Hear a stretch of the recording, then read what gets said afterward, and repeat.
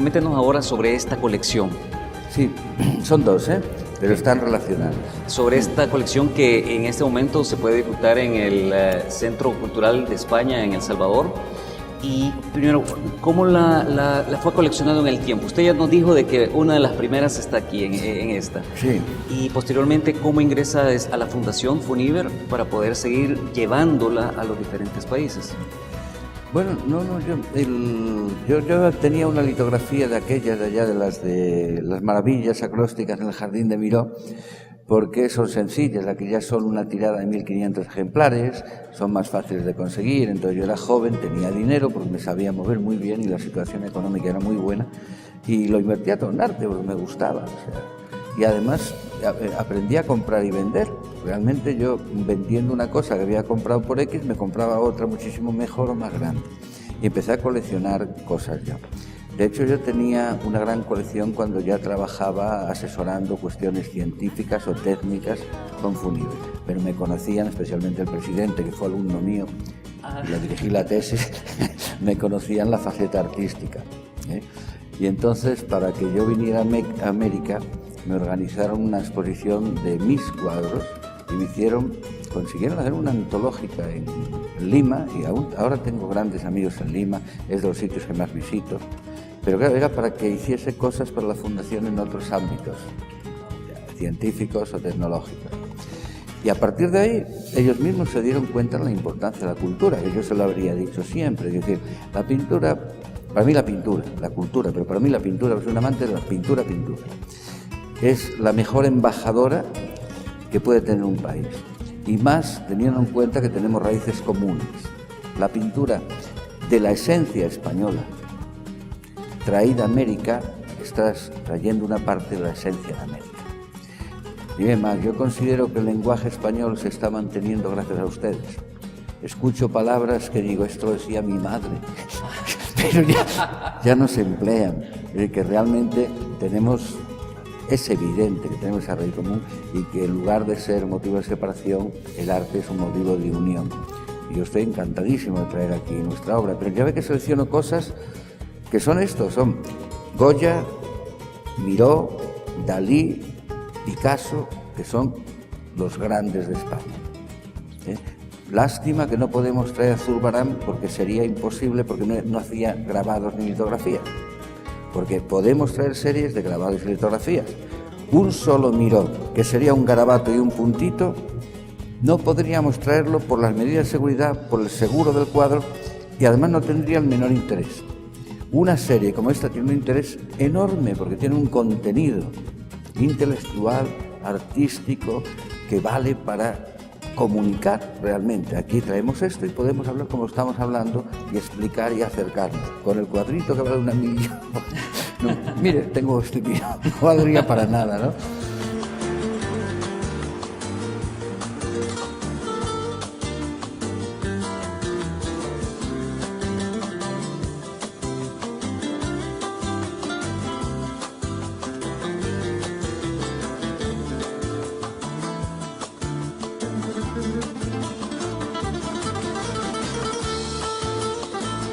Este pintor que quería ser no pintor sino poeta, ¿no? Y esa relación íntima, como usted bien lo ha dicho, con la poesía o los escritos de San Francisco, ¿cómo podemos encontrar esa correlación entre estos dos personajes? Es que antes de que Miró dirigiese su mirada a San Francisco, ya era un amante de la vida tradicional, de la vida familiar, de la vida con la tierra, del respeto a la naturaleza. Era un hombre de familia, no era un hombre de salir a hacer entrevistas. Era un hombre que adoraba a su mujer, que no era en absoluto intelectual, el poema habla de ella ahí, y a su hija, que tuvo un accidente y casi se muere, y hizo un tapiz precioso que lo regaló a la ciudad de Tarragona en agradecimiento al médico que había salvado a su hija.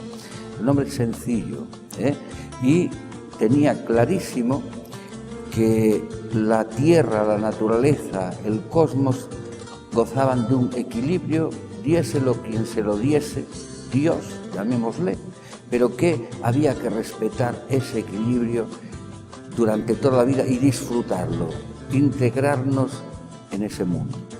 Entonces se dio cuenta de, como se dieron todos, incluso los surrealistas, todos, que la razón en teoría nos había llevado a la guerra, al desastre, que los intelectuales, en lugar de hacer nada bueno, nos estaban llevando un caos de la civilización, que la técnica se estaba utilizando para esclavizar al hombre en vez para ayudarla, que la ciencia estaba creando más problemas de los que resolvía. Estamos en eso todavía, problema a corto plazo. Ahora ha empezado ahora la preocupación por el medio ambiente y que estamos destrozando el planeta, que ya científicamente tal. Pero esto lo tenía clarísimo.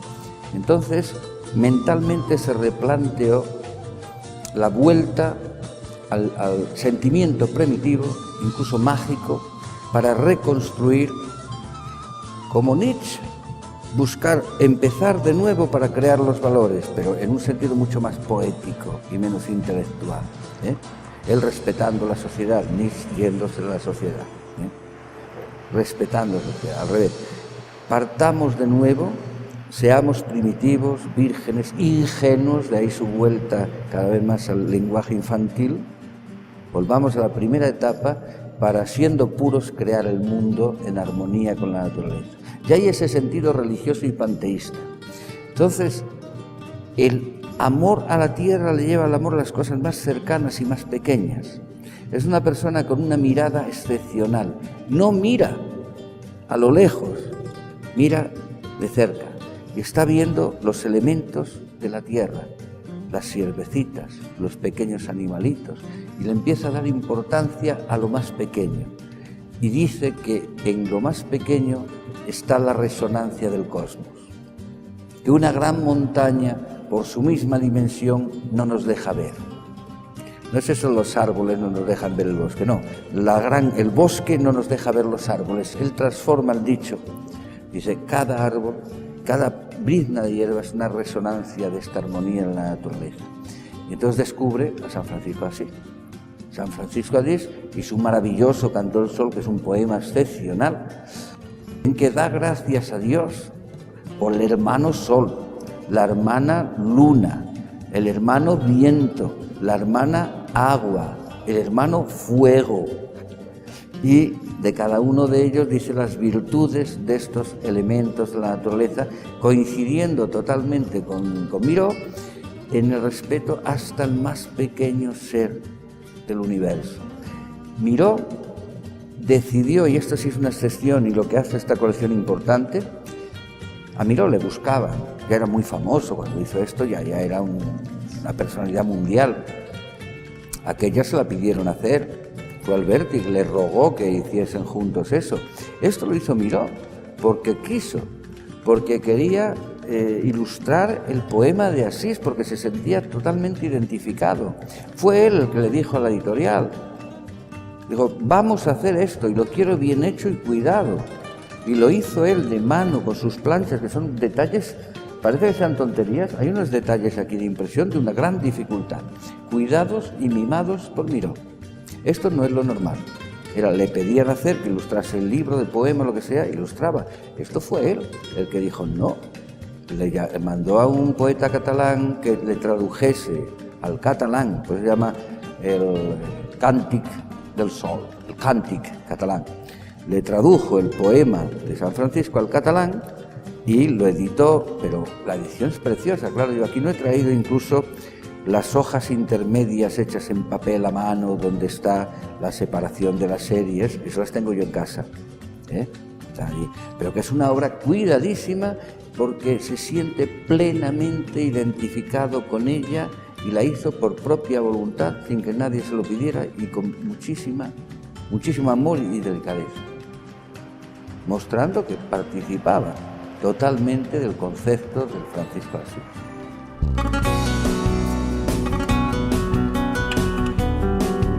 Usted comentaba anteriormente que él no quería ser pintor, él quería ser poeta. Sí. ¿Cómo está esa parte? Vamos a ver. Él sí que pintaba, pero en principio no tuvo ningún éxito como pintor, Él lo que le gustaba era la poesía, pero el descubrimiento verdadero de ello fue con el conocimiento de los surrealistas. Antes de ir allí, hacía cosas de esta filosofía, la Masía, el Paseo de los Almendros, pero eran obras que se podían vender como se vende un impresionista, ¿no? O sea, descubrió que lo suyo era la poesía de verdad cuando conoció a Paul Éluard, incluso a André Masson, que era pintor, pero era eso, era un pintor poeta. Y ahí llegó a decir, que lo dije aquí en la charla, que él quería matar la pintura, y la gente lo entendió mal. No, él quería utilizar el instrumento pictórico para hacer poesía. Y una cosa es ilustrar un poema como esto, y otra es hacer tu poesía con instrumentos. Él aquí no está haciendo poesía, está ilustrando un poema de San Francisco. Pero en su época realmente poética, empieza escribiendo una frase poética en el lienzo y acabando de terminarlo con ese título. Posteriormente ya no empieza con un título en las letras, sino que va creando, siempre sobre esa filosofía de presentar los símbolos de la armonía del universo, la luna, la mujer, el pájaro que une todo, cambiándolos de forma, pero ya pone un título aparte, que es un título precioso, poético. Y para explicar su obra, cuando le preguntan, contesta con una frase simbolista y poética, nunca con una descripción. Es decir, tuvo una época larga, hasta prácticamente la Segunda Guerra Mundial, que fue pintor poeta. En el momento de la guerra cambió la poesía por la música. Y aquí es la muestra. Aquello de allá ya es más de trazo musical. O sea, a partir de ahí, la música le sugirió las constelaciones, que fue lo que le hizo famoso el mundo entero, cuando la llevaron a Estados Unidos. Las constelaciones son oír música, y estaba mirando una fuente y el cielo, y empezó con la música y a mover el agua y las estrellas, todo allí, y fue una visión cosmológica impresionante y tuvo una variación que unió la poesía y la música y le acompañó toda su vida. La poesía y la música con el simbolismo del equilibrio y armonía de la naturaleza. Allí tenemos un buen ejemplo de la cuestión musical, ¿no? Aquello está tan, tan, tan, tan, tan, ya tenemos los trazos que van saliendo allí. Él, buscando la ingenuidad y el primitivismo, intelectualizó las etapas de progreso del dibujo regresivamente para hacerlas como un viejo de 80 años que se convierte en niño, pero con toda la sabiduría de un viejo, convirtiendo el garabato en símbolo. No es un acto inconsciente de un niño o un movimiento, sino que está perfectamente estudiado para que vaya adquiriendo su significado pictográfico, como si fuese el lenguaje de los papiros egipcios. Es decir, que es una labor intelectual, justamente lo contrario de lo que se piensa la gente. Para empezar, desde lo primitivo y lo ingenuo. Lo ingenuo se muestra en el lenguaje de las primeras fases del desarrollo del niño, que empieza a pintar para llegar a la escritura, en realidad. En las últimas fases de Miró, sus signos son signos que son prácticamente el principio de la pintura principalmente oriental. Los signos de la pintura oriental los veremos en la expresión de Miró. Eso es todo un proceso de pensamiento y de disciplina. O sea, llegar a pintar con el lenguaje del niño, pero con sentido. No solo como signo, sino como sema. Porque el signo lo hace cualquiera, pero con significado.